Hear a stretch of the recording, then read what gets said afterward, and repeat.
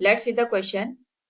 If R and L represents respectively resistance and self-inductance, which of the following combination has the dimensions of frequency? Here we have given 4 options. Now to answer this question, first we will discuss here the key concept, and here the key concept is given as dimensional analysis. तो हमारे पास जो dimensional analysis होता है ये हमें बताता है कि जो हमारे पास यहाँ पे फिजिकल क्वांटिटीज गिवन है, फंडामेंटल और डिराइव्ड, उन दोनों का आपस में क्या रिलेशन है, एंड किसी भी डिराइव्ड क्वांटिटी को यहाँ पे फंडामेंटल के टर्म में किस तरीके से रिप्रेजेंट कर सकते हैं. तो क्वेश्चन में हमारे पास आर और एल दो क्वांटिटी दे रखी है जो कि यहाँ पे रेजिस्टेंस और इंडक्टेंस को रिप्रेजेंट करता है. हमें ये बताना है कि यहाँ पे आर और एल को मिला के हम किस तरीके से कॉम्बिनेशन बनाए ताकि ये यहाँ पे फ्रीक्वेंसी की डायमेंशन के इक्वल हो. And we know that frequency की जो डायमेंशन होती है वो टाइम पीरियड के जस्ट रेसिप्रोकल होती है, जिसको हम t-1 से रिप्रेजेंट कर सकते हैं.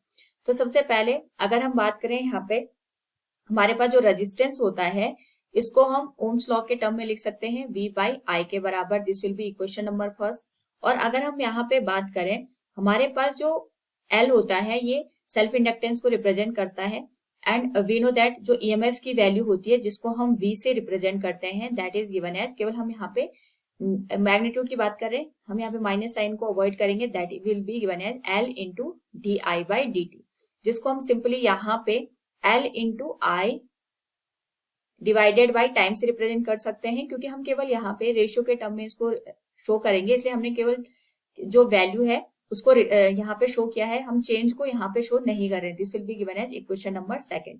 नाउ यहाँ पे अगर हम v की वैल्यू इक्वेशन नंबर सेकंड से उठा के इक्वेशन नंबर 1 में पुट कर दें तो we can say this relation could be written as r equals v की वैल्यू आ जाएगी L into I divided by t divided by I के बराबर.